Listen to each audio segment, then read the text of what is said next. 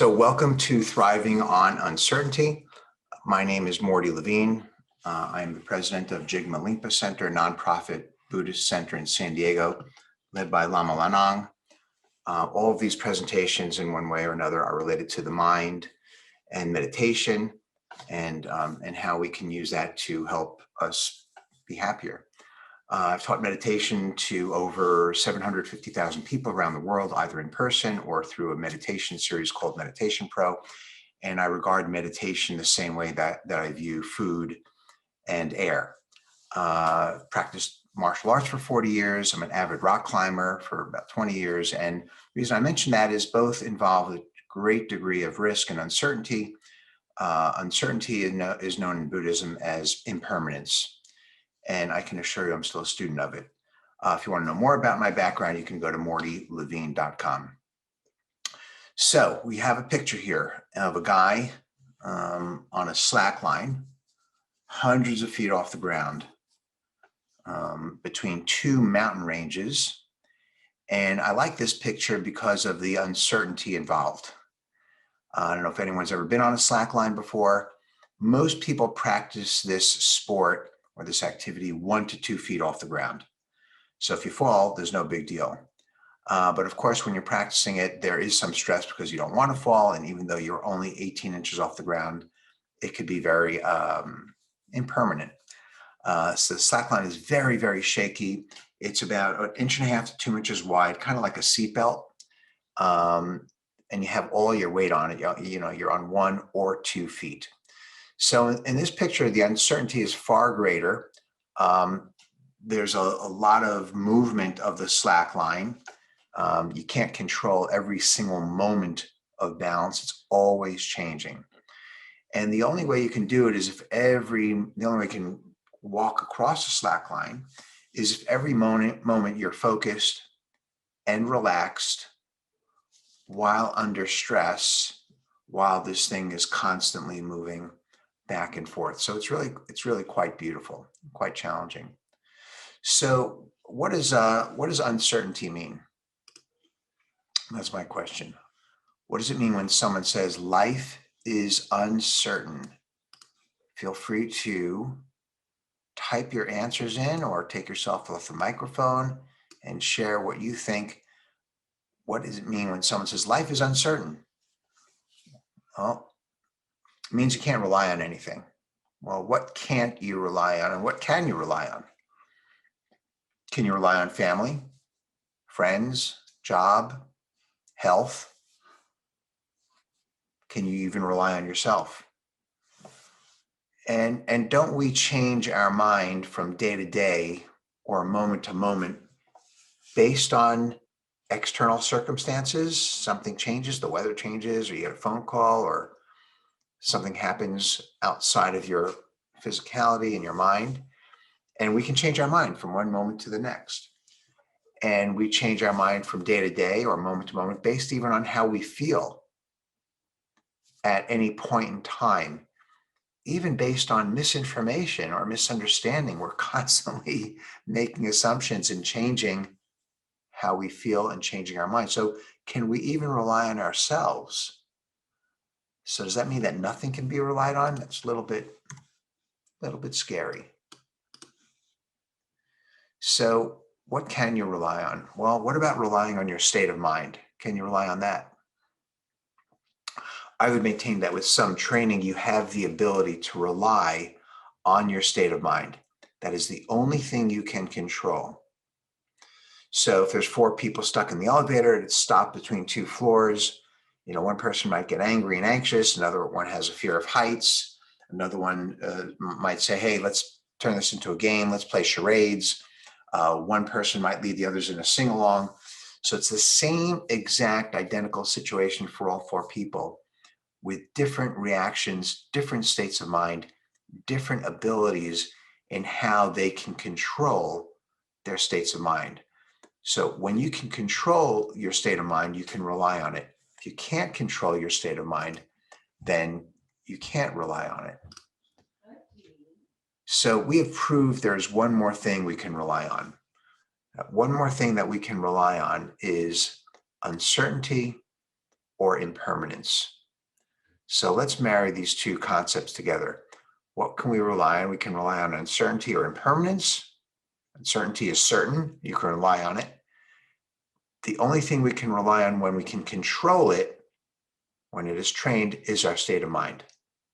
Those are the only three things we rely on it. So I want to take a 10 or 15 second moment here and ask you to tell me if you think I'm wrong or right. I'd love to hear anything else that you think you can rely on 100%. Any thoughts on that? Yeah, I do feel I can rely on my family, and it's not because they couldn't fall through, but because I always have, and I have no sense of the future regardless. So it doesn't seem like there's any point saying, hey, I can't rely on my mom or my dad or my sister, whatever the case may be. Mm-hmm. That may be true, but what if, God forbid, a million times, they're not around? Well, they're So, often not around, but I mean, like, no, if they're not on the earth, that's what I mean. You know, if God forbid something happens and they're not around, so something like that. So they're just not, they don't exist. So what do we do then? Same thing with health. Same thing with our best friend since first grade. Well, what happens if he or she just, God forbid, 9 times dies? So yes, it's very, very possible and very likely. You have a good relationship. It sounds like you do, which is very lucky in that regard. Not lucky, but wonderful to have that. Then yeah, you can rely at certain times on certain things for sure, but not always, because things are so impermanent. They just may not be there, literally. So, but yeah, I mean, while they're around, for sure, that's great. But sometimes they're just not. And I don't mean just not temporarily, I mean permanently. What else do you think we might be able to rely on? Anyone else?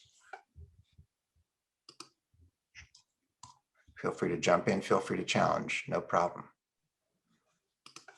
Hi, it's me, Cynthia. Well, I was going to say myself, but now that if I just think of my mind, then I guess sometimes I can and sometimes I can't. That's the tricky part, right? So, but as we learn to train our minds and, through meditation or different techniques and practice techniques, then we can trust our minds more and more and more. But before we do that, or as we do that, the mind is a work in progress. Yeah, it just it changes from moment to moment. It's very, very fickle, very uncertain. We don't even know what we're thinking half the time. So yeah, the mind's a tricky thing. But as we train it, yeah, eventually we want to be able to trust it. We want to be able to rely on it, for sure, on what we're thinking and how we're feeling. So how do we feel when we feel uncertainty? Well, we feel anxious, excited, fearful, optimistic, unsure. When will the pandemic end? When will I get the vaccine? Will my mother, my father, or sick relative, will they be okay? Should I go to the food store? Should I not go to the food store? Is my mask good enough? Is it not good enough? So a lot of uncertainty out there. And that's really been brought to the forefront with this pandemic, because all the rules that we used to live by, all this sense of permanence and certainty has been blown up. Very similar to after 9/11, where all of a sudden it's like, the ground we were standing on literally and figuratively has now changed. And how do we feel when we feel uncertainty? And what do we do when we feel uncertainty? Well, we seek stability. We seek to hold on to something: job, health, money, family, relationships. That's what we, when we're very uncertain about something or we get shaken, we look around to see, what can I hold on to? And sometimes we seek information. Sometimes the information is accurate and sometimes it's not. Information because we want knowledge about the future. But even if it's not accurate, or even if it's a bold-faced lie, some of us feel more stable even with misinformation. So in our minds, some information, even if it's totally wrong, is better than uncertainty. It just feels better sometimes. It's better to have someone to blame for a situation, even if wrong, than to have uncertainty. You look at Nazi Germany, the economy was faltering, so Hitler blamed the gypsies, the Jews, the non-Aryans. People followed him. They liked certainty. Similar situation in this country of recent times. So we seek stability, something to hold on to, even if it's wrong. I find that fascinating. Why do we seek stability? We seek knowledge of the future, that everything will be okay. It makes us feel better not having to deal with the unknown. We become less fearful in the short run. Why does it make us feel better not having to deal with the unknown? A lot of questions, because surprises can be unpleasant. We're habituated to seek and grasp at what we think will be positive outcomes. We fear that when things don't work out for us in the past, that will happen again. So why do we feel uncomfortable with uncertainty? Well, we have fear of the future, fear of the unknown. Now, there are some people that don't seek stability. Who are they and why not? Well, what about wealthy people? Do they seek stability? Thoughts, comments? Do wealthy people even seek financial stability? How about that one? They're wealthy. What do they need financial stability for?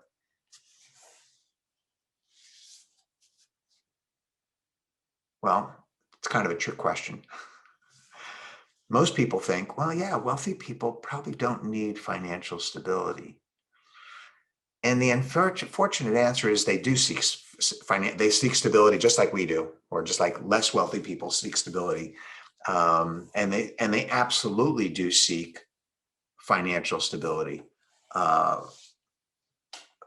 Story I've told, I think, in this venue before is a favorite story of mine is a friend of mine who's a therapist, and he has a client who's a billionaire, literally, and he was the billionaire and was talking with his friend his neighbor next door, and discovered during conversation that his neighbor was worth $20 million. These numbers are just astronomical for most of us. And and in therapy, he was telling the therapist, he said, I just don't know how he can live like that, only on $20 million. And he was this person was in therapy for one of many reasons, financial stress. Because a grasping mind is a grasping mind, whether you have money or not. So yeah, absolutely. So wealthy people do seek stability, and certainly they seek financial stability. But guess what? In some areas, you can't buy stability. Health, sometimes money can't buy you a COVID vaccine or a cure for stage 4 cancer. So we're all in the same boat. That's the good news. We're all in the same boat. Okay, here we go. So this is a picture of someone named Lynn Hill. She's free soloing. She's climbing without a rope. She's on El Capitan, and she's a few thousand feet off the ground. So what about rock or mountain climbers? Do they seek stability or thrive on uncertainty? Do they have a death wish and just don't care? In these types of activities, some participants seek to test themselves in uncertain, stressful environments, and they test their state of mind and their physical abilities. So she is not the least bit scared. She is very much in the zone, so to speak. She's very calm, and she's very meditative, even though she's thousands of feet off the ground with no rope.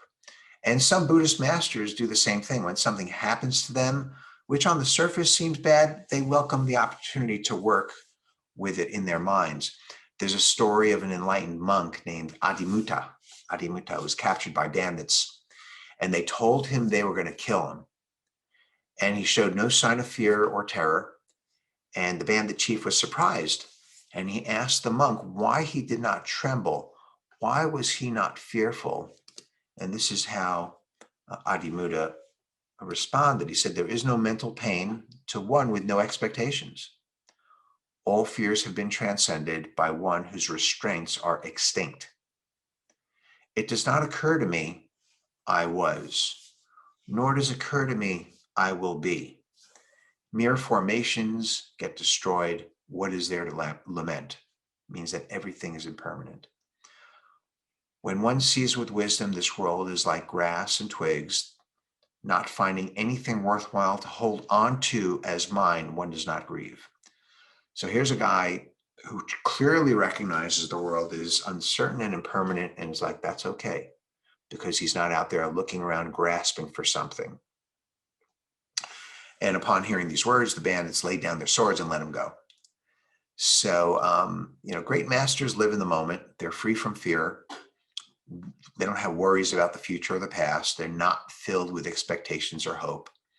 They're not grasping or clinging for what they think may stabilize them or destabilize them.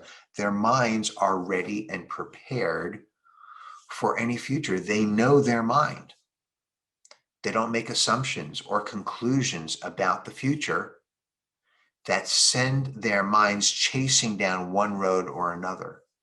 No grasping, no clinging, no sense of me versus you, I versus no separateness, no attachment to expectations.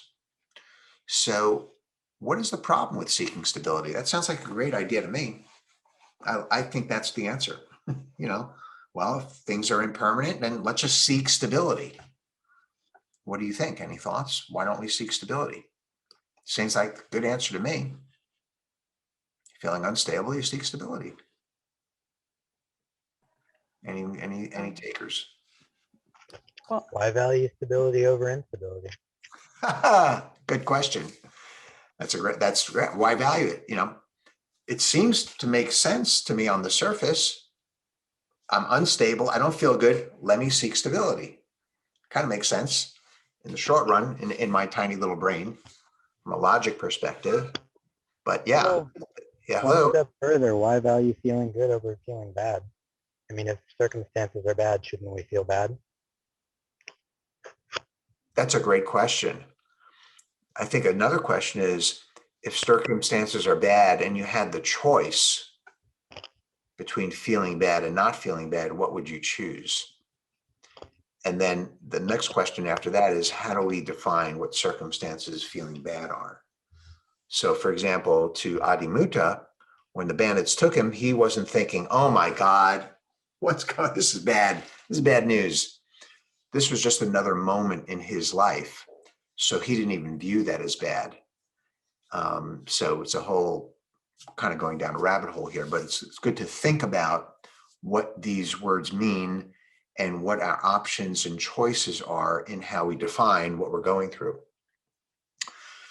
So the problem with seeking stability is you can't get it.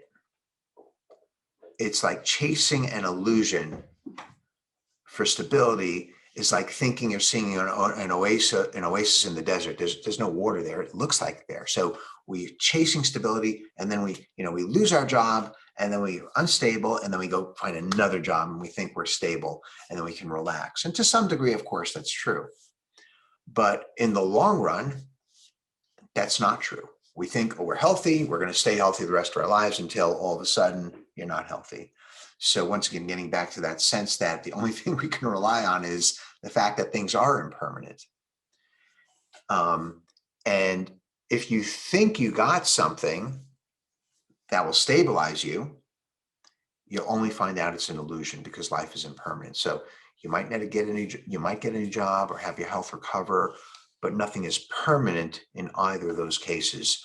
So it doesn't mean you shouldn't get a new job. Of course, you're not going to sit home and watch TV or not take care of your health. Of course you do.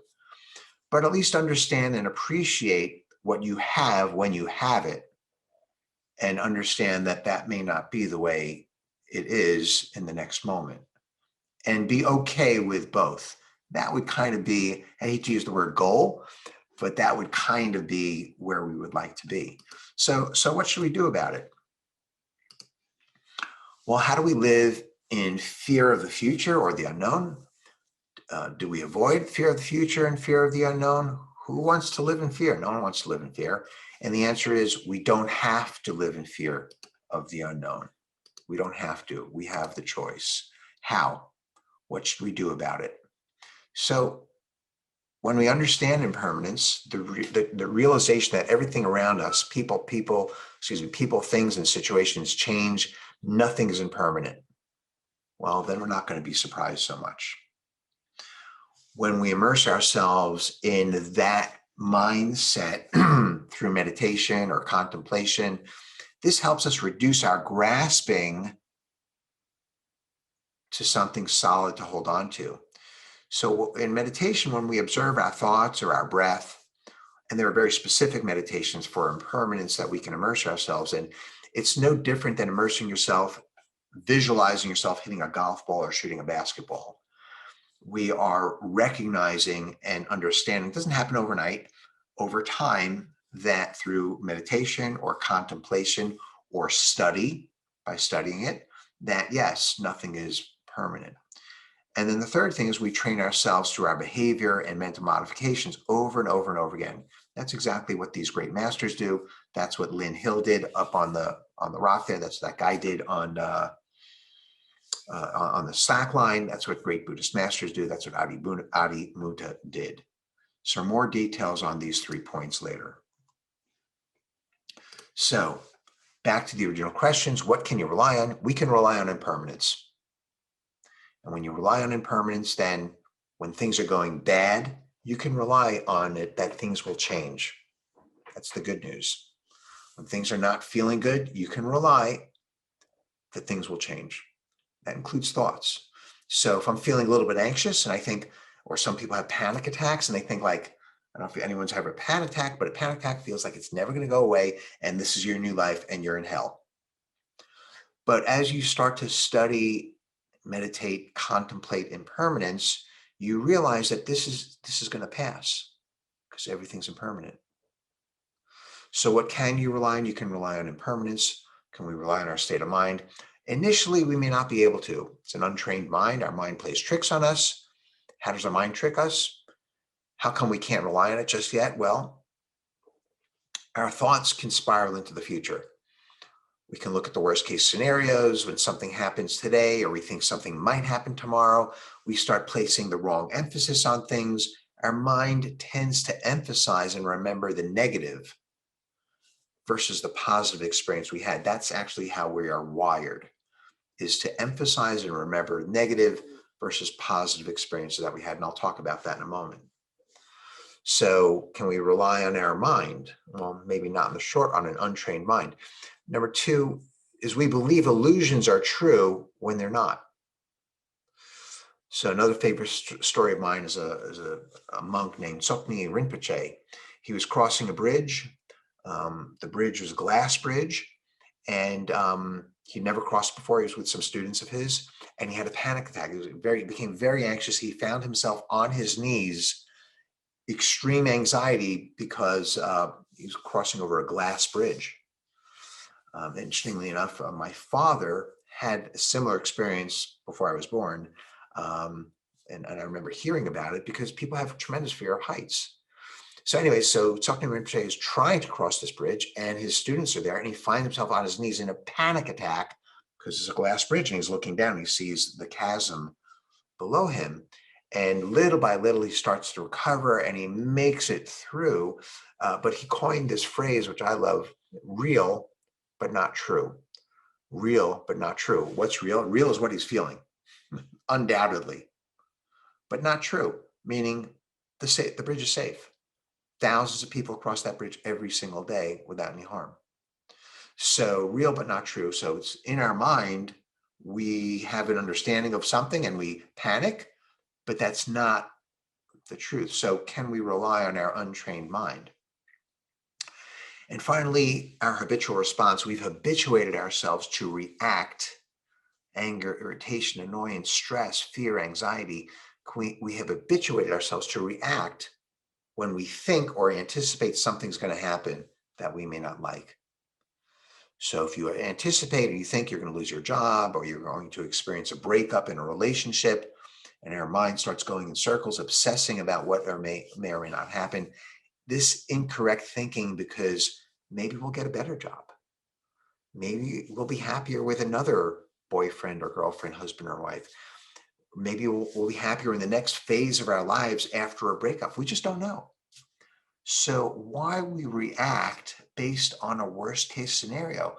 We're habituated to react in that manner. It's easier to focus and enlarge the negative versus the positive. Why is that? Why does the mind work that way? It's based on millions of years of evolution. So thousands, millions of years ago, I remember, I'm making this up, of course. I remember my family member was eaten by a lion. That has a much greater impact on me than the time our family killed a giraffe and had a nice dinner. So these traumatic events stay with us far, far, far, far greater. That's why a lot of people in the wars had PTSD than the positive events. We emphasize them more. And why did we do that? Because we needed to survive. So when the lion ate my brother, my sister, my father, whatever, I needed to survive. They're no longer in existence. So that stays in my mind, as does my reaction, much, much, much, much more so than a positive experience. So that's what's happened is we've been trained and habituated to dwell on the negative unless we untrain our minds. So initially, we can't trust our minds. It's only over time with understanding, meditation, and retraining, when we know our pitfalls, can we learn to trust our mind in that regard. It's a great bumper sticker I saw many years ago, and I love it. Don't believe everything you think. It's an indication that we can't always trust our mind based on our habitual reactions from situations from our past. We all see things differently. We understand things and situations and people differently, and we assess them differently. So don't believe everything you think. So how do we learn to be more accurate, more realistic, not get tricked by our minds? How do we learn to know our mind? I project the following will happen in the future, and I was wrong. Make a note of that. I thought her motivation was this, and then it turned out I found out afterwards that I was wrong. You make a note of that. I expected this and I got that. Make a note. You can make a mental note. You can write it down. When you're brutally honest, we don't end up feeding our self-identity, which means we stop telling ourselves stories to support our initial thoughts. We're brutally honest. Many years ago, I used to do trade shows where we would wait for customers to come in, and we had a trade show booth, and some days were busy and some were not. And while we waited for customers to come to our area, when things were quiet, what would we do? All the vendors would stand around and we'd all hypothesize on when and why things would get busy again. Oh, when the weather changes, well, it's raining today, tomorrow's supposed to be nice, that's when the crowds are, or oh, the Super Bowl was today, or the Met game, and that's why, and then after that game is over, I'm sure the crowds will come, the bus from the other building is coming over. We all had these stories that we told each other and ourselves on what was going to happen. And in all my years of doing those shows, and I've probably done maybe 100 trade shows, I can say I have never been accurate in predicting the future, nor has anyone else. Impossible. It reminds me of this one guy who predicted that Donald Trump would win in 2016. How is that possible? Well, it sounds like he knows what he's talking about. He can make a prediction. Well, how was that? Well, guess what? There were probably over thousands and thousands of people who predicted he would lose. So it makes sense that maybe one person might get it right, so to speak. So we must believe that we do not understand or see reality accurately. We must know that what we are looking at is an illusion. We must understand how little we know or can predict. And after we do that, then we can learn to trust our mind. So the first thing we know is that we have these weaknesses. And once you know that, then you can work on strengthening them. Awareness is first. And if you don't know you have a problem or what the problem is, then you can't fix it. So understanding and believing, meditation, retraining our minds, all these things can go on at the same time, and then we have a chance. So meditation on impermanence, just for example. So we're going to do a 3-minute meditation now, and we're going to meditate on, I'm sure, I don't know for sure, but a lot of people on the call, looks like they have some meditation experience. So we're going to do a 3-minute meditation. We're going to observe our breath. So you can relax. Just make sure you're sitting up nice and tall. You can close your eyes. You're just going to observe the natural breathing of your inhale and your exhale. You're not going to manipulate it at all.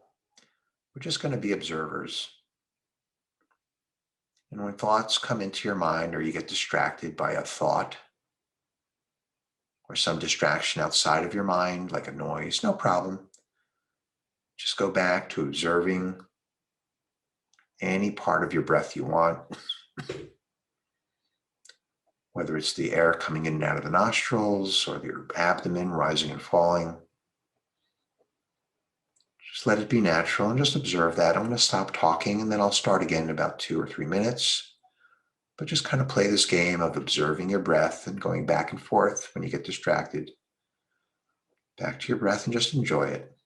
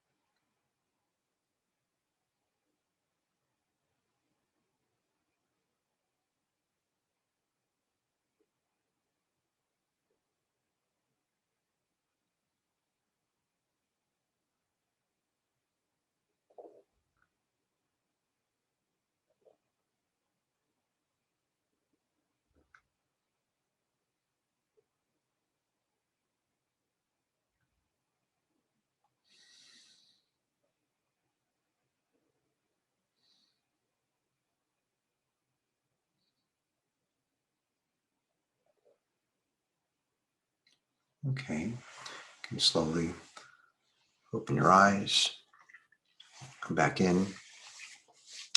So meditations on our breath can help develop this, because as our breath rises and falls, comes and goes, and changes from one moment to another, we start to observe a sense of impermanence. Whether we know it or not, that's kind of what's happening. So a sitting meditation that observes our breath helps develop this realization of impermanence over time. Doesn't happen, oh, I meditated for 4 minutes, I'm good to go. Our breath changes, our thoughts come and go. It's a great way to observe impermanence. So our breath is not permanent. It takes our mind away and helps us break the habit of seeking and grasping.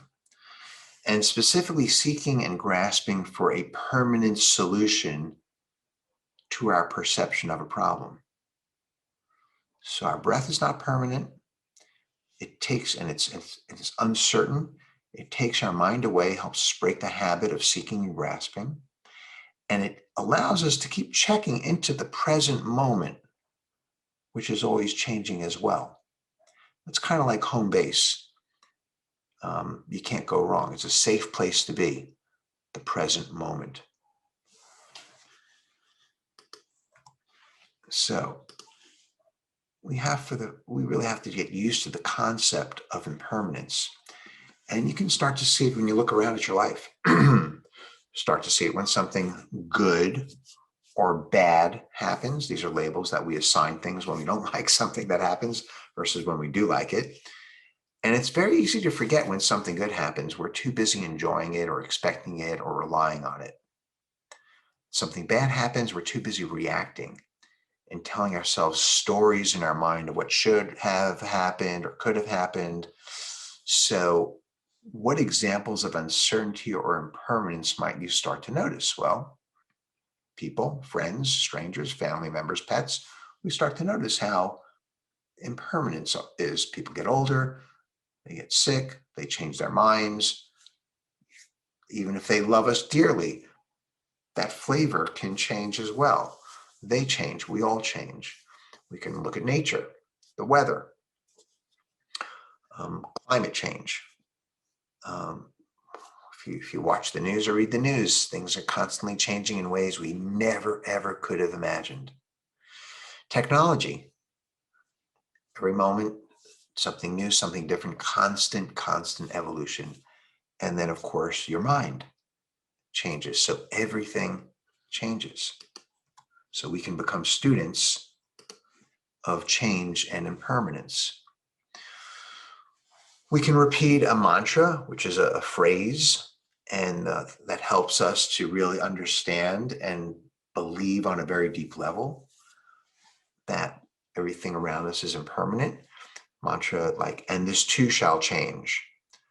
The past is history, the future is mystery. It's a favorite one of mine from Lama Lanam. This is temporary, this is temporary. So you could just kind of, when you notice things around you or inside you, you can just kind of repeat these gently to yourself. Why does this thing work over time? Because it brings you into the present, brings you into reality, breaks the habit of the spiraling mind. So we're retraining our mind on how to think about it. And over time, the body and mind relax into it. We're not surprised when things go differently. Notice I said differently, not when things go right or things go wrong, because I don't really know what right or wrong means anymore. I only know things go differently, so now we can adjust to it.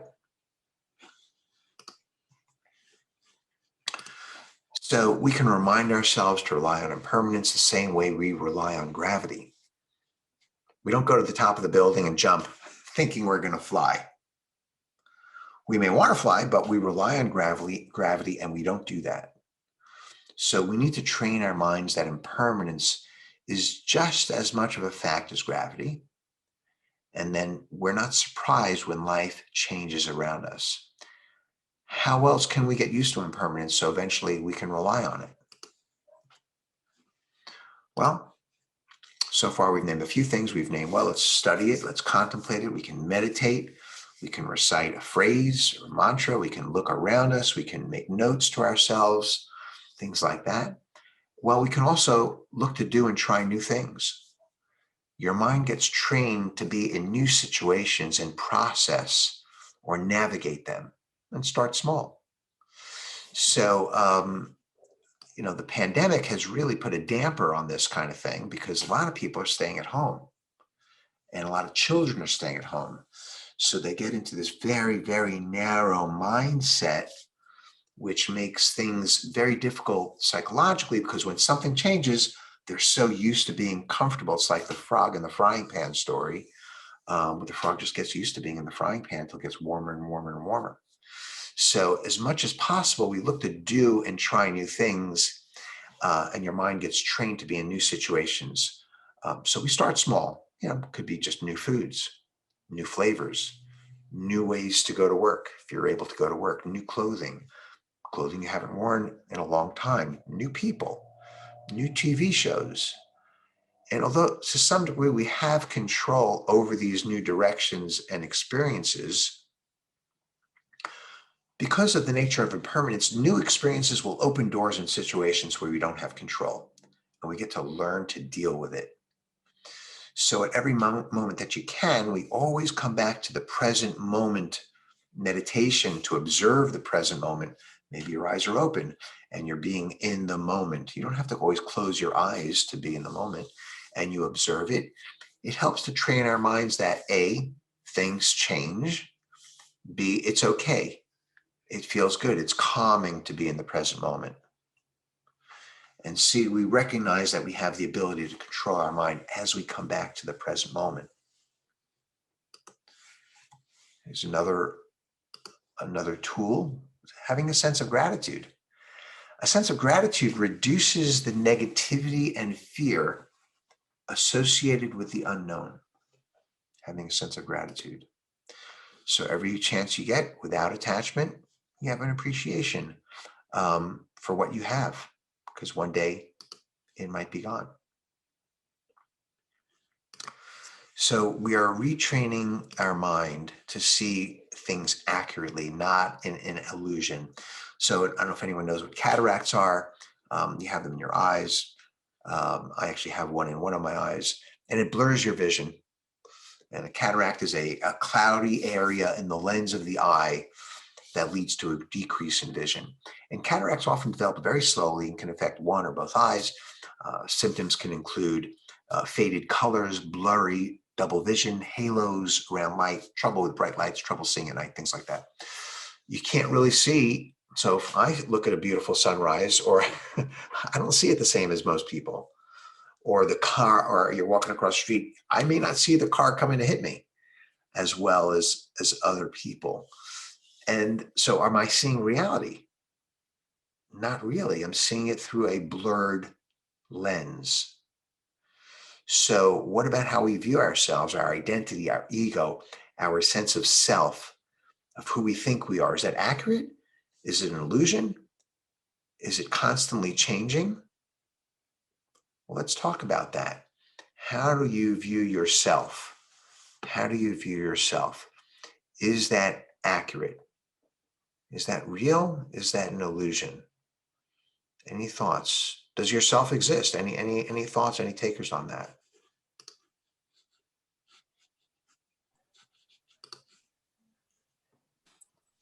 I appreciated you mentioning that because I'm one of the people, I'm a parent that's working from home with the children. So that narrowed psychological view of which I'm operating in is completely true. And so for me, trying to juggle work and home and self makes me feel weak because I create this perception in my mind that I cannot do it all. And so that then causes me to feel like I fail in each category when I can't accomplish things that I feel I should. So then when you step back and say, is this the real view of me as a being, or the illusion I'm creating for myself?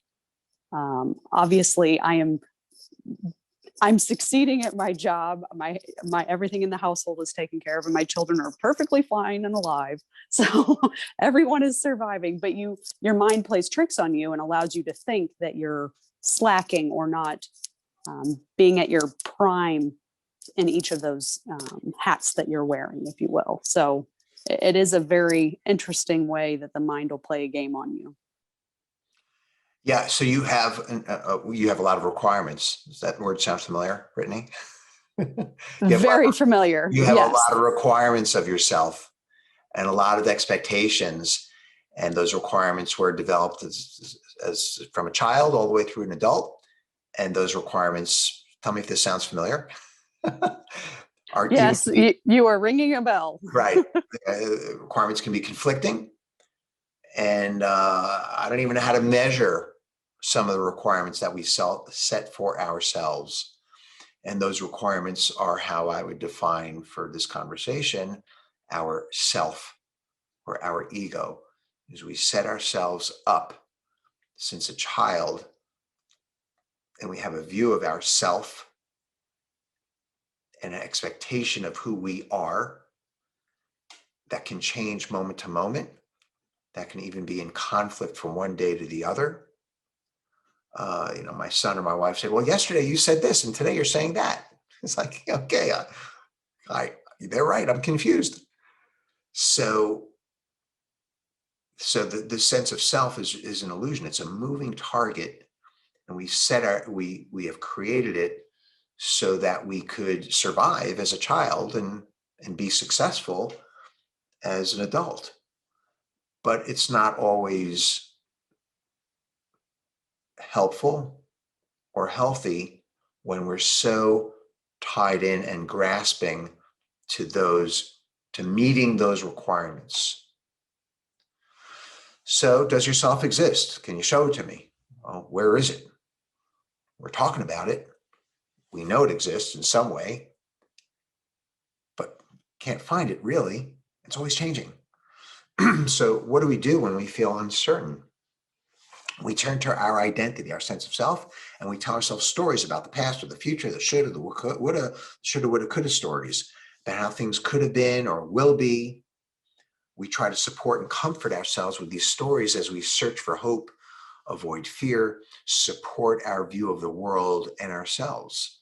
Because the self is constantly changing, we continue to prop it up with our view of ourselves.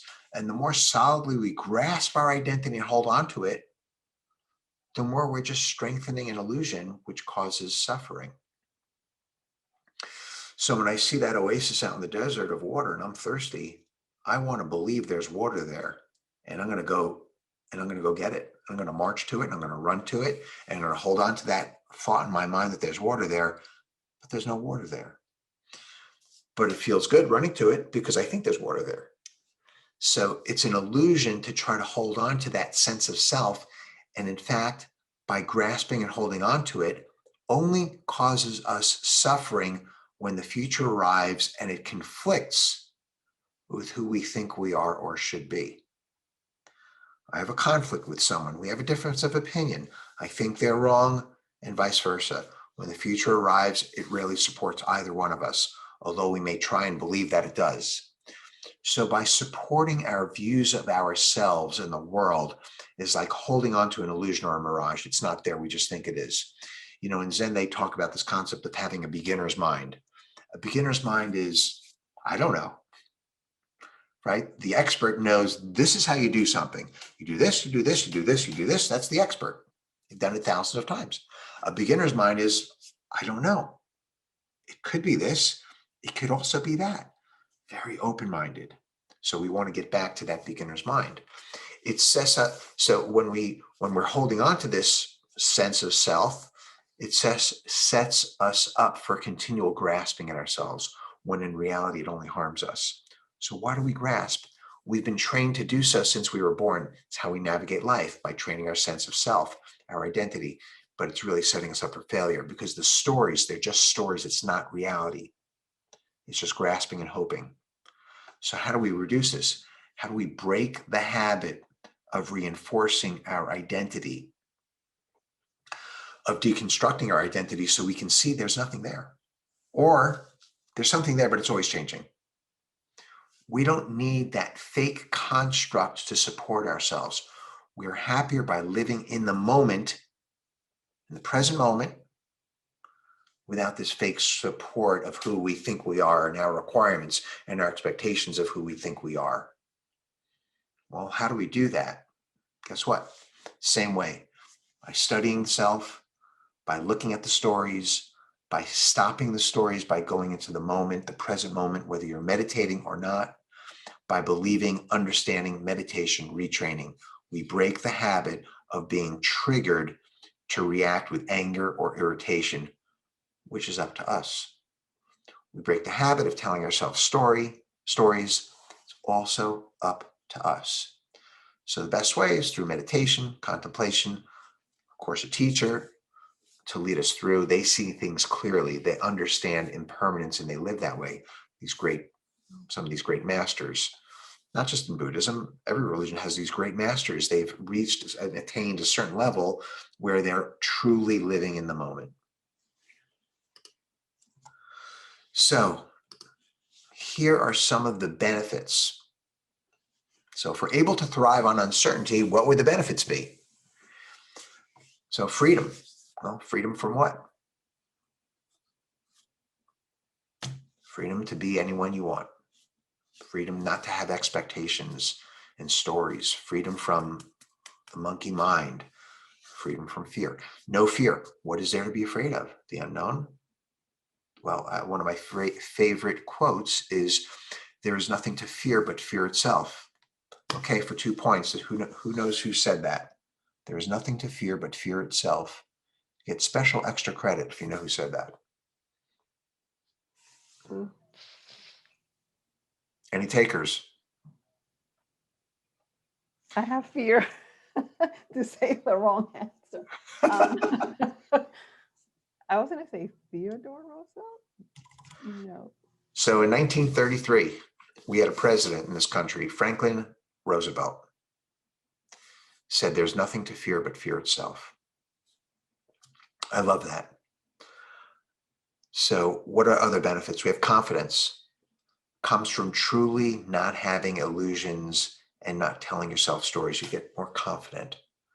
How can you have confidence when the stories are constantly changing and you always have these different expectations of yourself that change from moment to moment and can even be conflicting and can't be measured?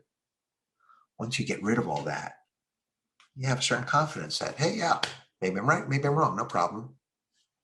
Certain confidence, less stress, you have joy. Joy that what is left when you remove the cataract from your eye, you see a beautiful world without stress, fear, and worry. Other benefits are compassion for yourself and others, nothing to be afraid of. Realization that we're all connected. We're all suffering. There's no differentiating between you and me. There's a natural outcome of seeing us as the same, and directly related is compassion. So when we see ourselves, me, you, we're connected, we're the same, we feel the same way, we suffer, we feel pain, we're both human beings, we're directly related to each other, then it's very easy to have compassion for yourself and for others. Less dialogue in the mind, propping up ourselves. You know how much energy we use propping up ourselves? There's less suffering, great appreciation for life. So my last topic has to do with motivation. How are we motivated? Okay, how are we motivated? Motivation allows us to make decisions that will lead to a life of frustration or a life of meaning. So how are we motivated? Extrinsic versus intrinsic. Before I start talking about that, down to the last few slides here, what do you think extrinsic motivation might be? What do you think intrinsic motivation might be? What motivates you to do something? Anyone want to jump in there? Any kind of motivation.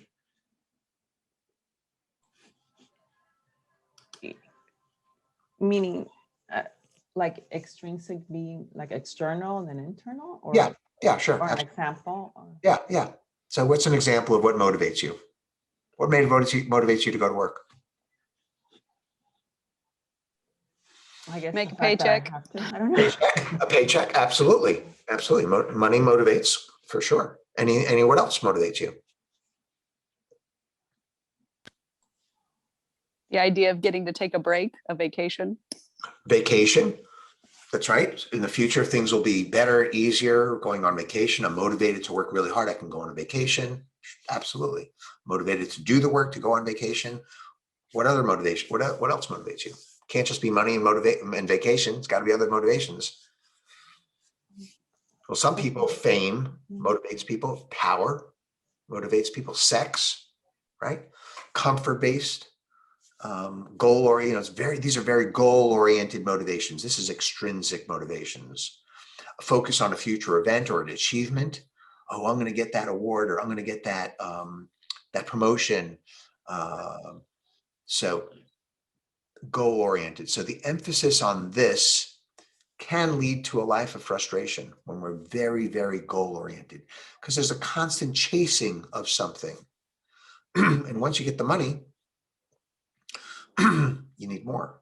Why? Because that mentality of grasping and seeking doesn't change just because you get it. So, we looked at the billionaire. So, you get the money, you need more. The temporary happiness from getting it wears off, you need more. You're in that mode. Same with fame. A lot of people get famous and then they need to stay in the spotlight. They need to be in the limelight. I have power. I have to make sure I don't lose power. You get sex, I still need it again. You always need to feed it to be happy. So this feeds the ego, which desires these things. And we know that the ego is an illusion, but yet we're feeding it. What happens when you feed it? You need to keep feeding it, It's never ending cyclical chasing our tail. What you achieve also can be lost. How? Through impermanence. One day you have money, next day you don't. One day you have a job, next day you don't.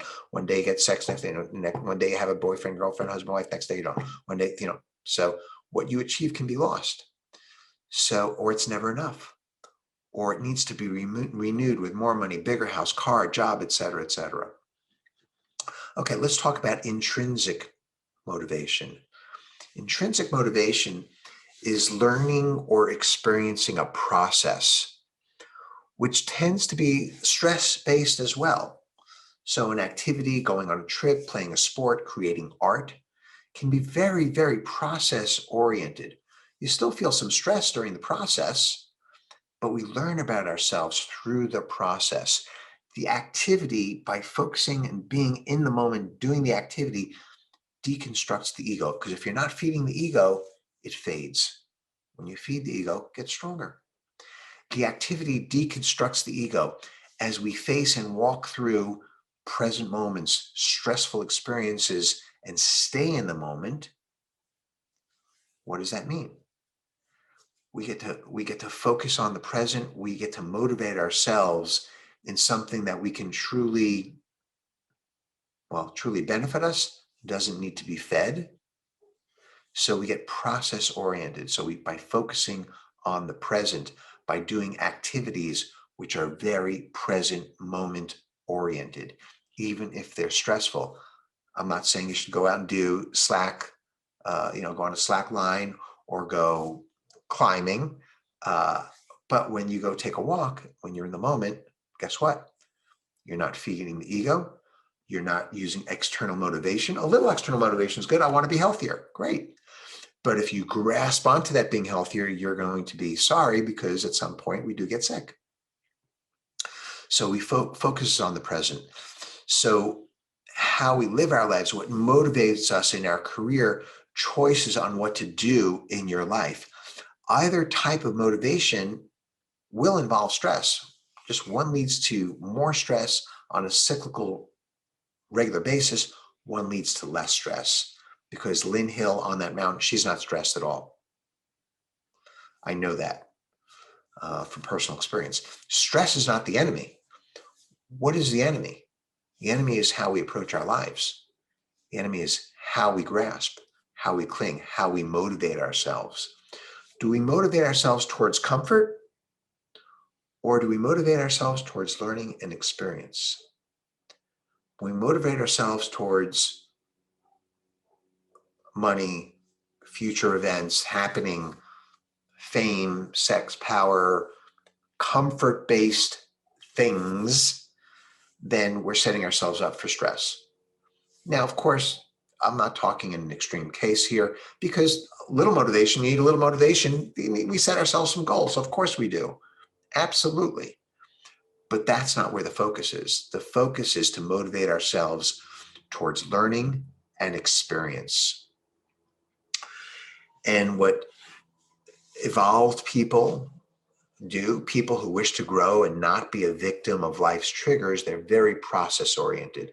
Everything is an opportunity, especially uncertainty and stress, to learn about ourselves, to grow, to deconstruct the ego and the grasping that we have towards achievement. So different types of motivation. So what can we do about this? Well, once again, we can change our motivation when we find ourselves seeking external comfort. We can seek new things and not be averse to them, even if they involve uncertainty and stress. We can appreciate our current stressors. We can benefit from being process-oriented. We can study, we can meditate, we can retrain our minds. Finishing up with a couple of quotes here. Joseph Campbell wrote The Power of Myth. He says, people say that what we're all seeking is a meaning for life. I don't think that's what we're really seeking. I think what we're seeking is an experience of being alive, so that our life experiences on the purely physical plane will have resonance with our own innermost being and reality, so that we actually feel the rapture of being alive. One more quote. This is by Arno Illner. Joseph Campbell said he didn't think people wanted to be happy. Rather, people wanted an experience of being alive. That experience is a process. It gives us meaning, and through that experience, we feel alive. Don't desire to achieve happiness, desire to engage in experience. So that is my presentation for this evening, and I'm happy to answer any questions, or thoughts, or comments that you might have. I would love to hear them. Hi, Viviana, go right ahead. Hi, how are you? I'm fine. Thank you very much. I want to ask you something. Lately, I've been, I passed like 2 years with a lot of suffering and mental, and the reality was tough. But now I have 1 year, like I are more, everything is getting better. I'm healthy. I'm getting a new business. I have my baby, and we are alive. But I don't know, my state of mind is like follows the same like energy, like to the when I was suffering. And I don't know why, if I have everything right now, I'm still like my mind is all the time worrying, and like, I don't know, I'm bad in bad mood. It's like, I don't know why my mind is still overthinking the past.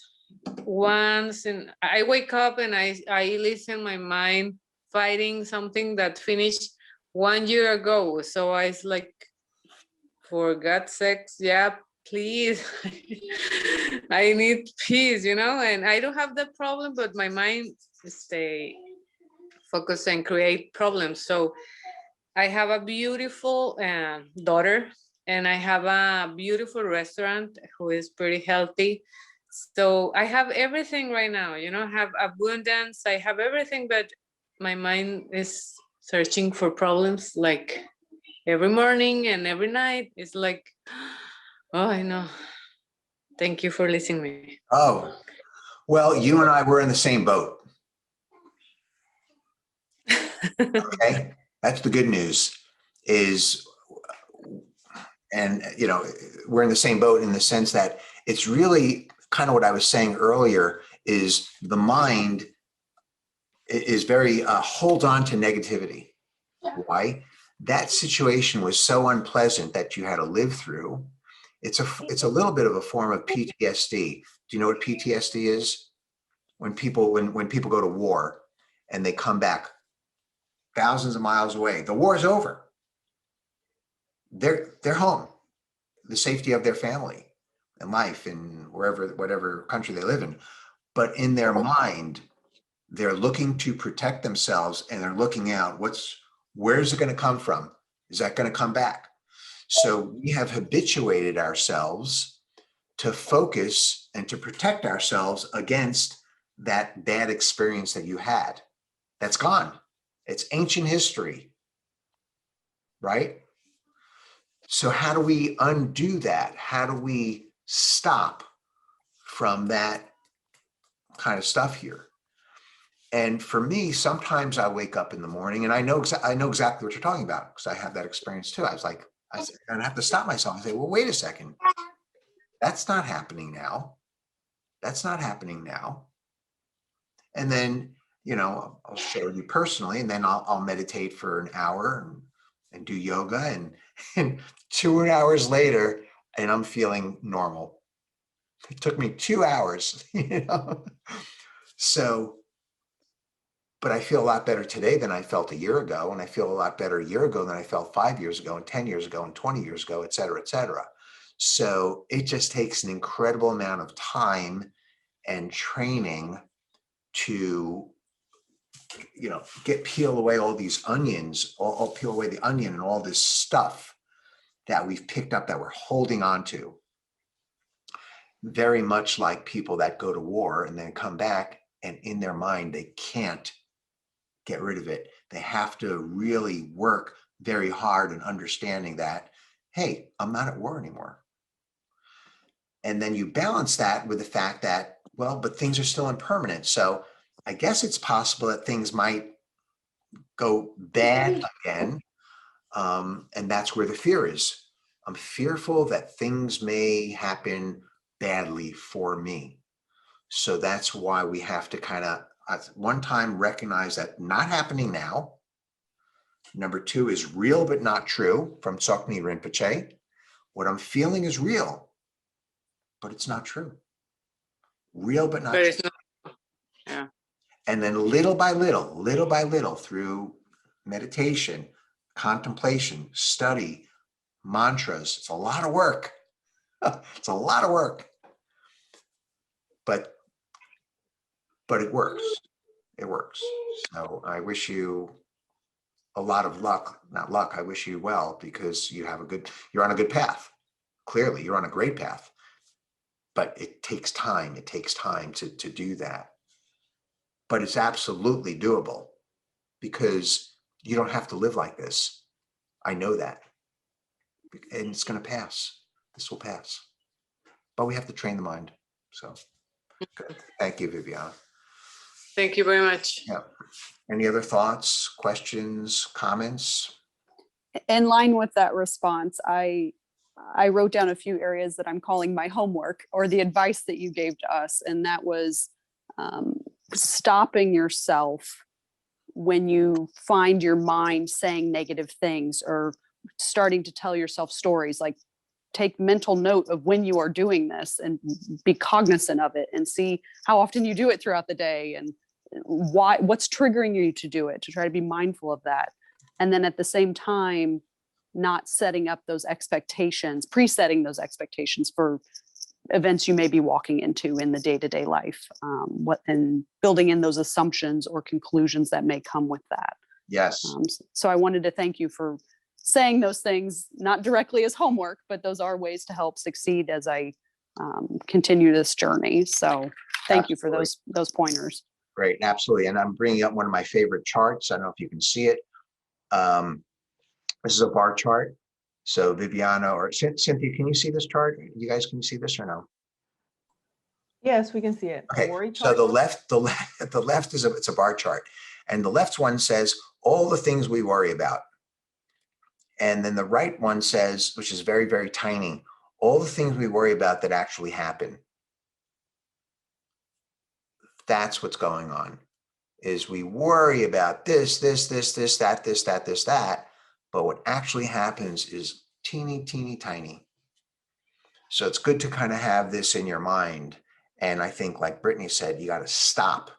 You got to break that habit. You got to break that cycle, break that reaction when the mind starts spiraling somewhere about something that happened a long time ago or something that might happen in the future. We have to just break it. And the best way to break it is coming into the present moment by observing your breath, meditating, coming into the present moment with your eyes open during the day, doing a check-in, coming into the moment, observing your breath 15, 20, 30, 50 times a day, 3 times a day, whatever. That will help bring you into the present moment, because the past is history and the future is mystery. Sound familiar? Thank you, Brittany. Good. Any other thoughts or comments or questions? I had a question, because I think I just missed it. How does gratitude relate to impermanence? Like, How does what relate? Gratitude reduce Gratitude, impermanence, good. or how it's connected? Right. So gratitude is more connected to the misunderstanding of or not believing that things are, or the sense of having a sense of permanence. So, for example, when you have a sense of gratitude towards what's around you, what are you not doing? You're not grasping. So if you have an appreciation for what's around you now, right here, right now, then you're not in the past thinking about, oh my God, I remember when that happened to me, it's going to happen again. And you're not grasping towards the future, towards extrinsic goals of the future, because you have a sense of gratitude of right here, right now, of the present moment. Okay, thank you. Great. Okay. Any other thoughts or comments or questions? Great. Well, thank you so much, everyone. Thank you to Lama Lanang for allowing me to teach. Great appreciation for that. And thanks for spending your Friday night with me. And look forward to seeing you guys soon. Stay well and stay healthy. Thank you. Have a great Thank you, evening. Morty. Take care, everyone. Thank you, Morty. Very Thank much. you so much. Bye, Catherine. Bye, You- everyone. Bye, Could Viviana. you repeat the phrase that the Lama Rinpoche told you? It's real? No, it's true, but it's not real. That's from Tsoknyi Rinpoche. Real, but not true. What I'm feeling now is real. But it's not true. Okay. Not true. Thank you very much. Okay. Bye, Viviana. Bye-bye.